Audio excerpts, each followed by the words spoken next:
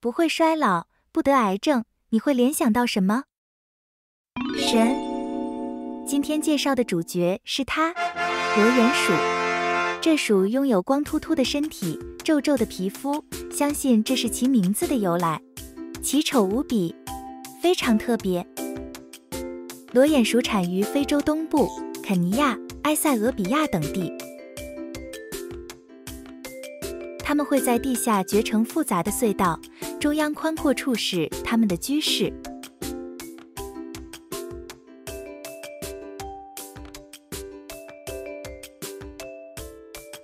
每群裸眼鼠有一只王后和几只雄鼠，其余无论雌雄均为公鼠。公鼠受王后尿中外激素的抑制而失去了生殖能力，它们的任务是挖掘隧道、采集食物，天冷时仅靠为王后保温等。裸眼鼠的社会和昆虫的社会十分相似，裸眼鼠的这种社会结构在脊椎动物中可说是绝无仅有。哺乳动物都是恒温动物，能够让体温保持恒定，不随外界温度的变化而改变。但是裸眼鼠虽然是哺乳动物，却基本丧失了这项功能。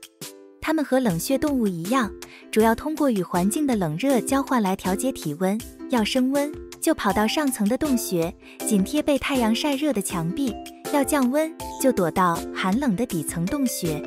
它们有时也通过鼠群堆积在一起来取暖。它们的皮肤为此变得裸露无毛，因为皮毛不仅不再能起到调节体温的作用，反而会妨碍冷热交换。裸眼鼠的食物主要是低能量的根茎，而地底下氧气又非常稀薄，所以还不如干脆就不再维持恒定体温，尽量降低基础代谢率，节省能量。裸眼鼠的基础代谢率是所有哺乳动物中最低的，与爬行动物的相当。裸眼鼠生活的地区是干旱的东非，一年就集中下那几天雨。食物缺乏，裸眼鼠要分头去找稀少的食物。成员数量越多，找到食物的机会越大。但是成员数量多了，也意味着吃饭的嘴多了，找到的食物又会不够分了。那有什么方法既要增加个体数量，又不增加对食物的总需求量呢？那就要把每一个成员的饭量减小，也就是说，让它们的身体变小。所以就进化成每只公鼠的体重只有大约30克，社会成员的数量增加了，但是体型变小了。一窝裸眼鼠平均有7、80只，最多能达300只。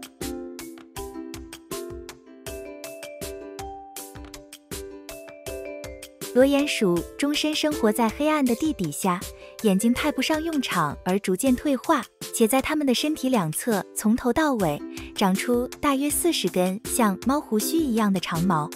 它们并不是皮毛的残余，而是对触觉极其敏感的触须，有助于它在洞穴行动。由于长期生活在底层洞穴，裸眼鼠还进化出非常耐低氧的能力。科学家对它们在缺氧条件下进行了研究。尽管小白鼠会在氧浓度为0%的情况下在20秒内死亡，但裸眼鼠只是失去了知觉。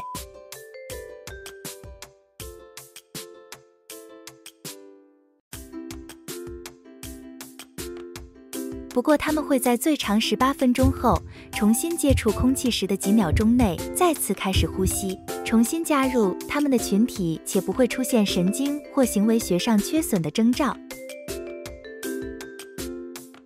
到底什么原因能令裸眼鼠长达18分钟不呼吸呢？后来科学家继续研究发现，裸眼鼠能在无氧情况下通过将果糖转化为支持其重要组织器官的燃料，同时增加有帮助输送果糖的某种蛋白质的浓度。也就是说，裸眼鼠的脑、心脏可依靠果糖来维持功能。裸眼鼠还有项神奇的能力，不怕疼。既然裸眼鼠的触觉如此敏感，它们的皮肤中会不会含有什么特殊成分？实验的结果出乎意料，在裸眼鼠的皮肤中没有发现多了什么成分，反而少了一种基本的化学物质——P物质。什么是P物质呢？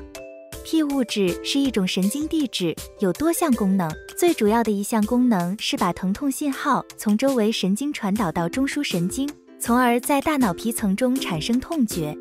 裸鼹鼠也不是为了不怕痛而失去痛觉的，试想上百只裸鼹鼠在底层洞穴挤在一块，呼出的二氧化碳难以扩散，这样环境中二氧化碳的浓度很高。在其他哺乳动物中，高浓度的二氧化碳会导致 P 物质被释放到肺血管中，使肺血管舒张，发展下去就会导致肺水肿死亡。也许正是为了能在高浓度二氧化碳的环境中安然生活，裸鼹鼠才丧失了 P 物质。实验表明，裸鼹鼠由于没有 P 物质，对二氧化碳有极强的忍受能力。在二氧化碳浓度达到 15% 时，小白鼠就出现了严重的肺水，而二氧化碳浓度增加到 50%， 裸鼹鼠仍没有出现肺水肿的迹象。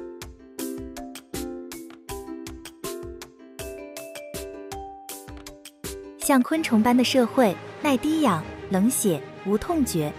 裸鼹鼠顶多是进化成适应当地环境的生物，那和不会衰老、不得癌症又有什么关联呢？原来，科学家从它们身体上发现富含高分子量的透明质酸，含量是人类或其他鼠类的5倍以上。这种透明质酸使其细胞彼此间变得很敏感，一旦接触过紧，则会停止分裂。其功能可以使裸鼹鼠具有抵抗癌症的功能，而且可以阻止癌细胞和衰老细胞分裂。这种机制也是长寿的原因之一。裸鼹鼠可长达30年以上的寿命，大概是其他鼠类动物寿命的10倍，活了30多年，并且在这个年龄，一些雌性仍能保持生育能力。例如，对于人类来说，在30岁后，死亡风险每8年约增加1倍。利物浦大学老年学家表示，该法则适用于所有成年后的哺乳动物。但当在6个月大达到性成熟时的裸鼹鼠，每天的死亡几率比是1/1000，该几率在往后的一生中保持不变。人体93%基因与裸鼹鼠相同，因此科学家认为，将来裸鼹鼠基因将使人类实现延长寿命且保持旺盛的生殖能力。理论上来说，人类可以活到200岁。既然裸鼹鼠不会衰老、不得癌症，那它是怎么死的呢？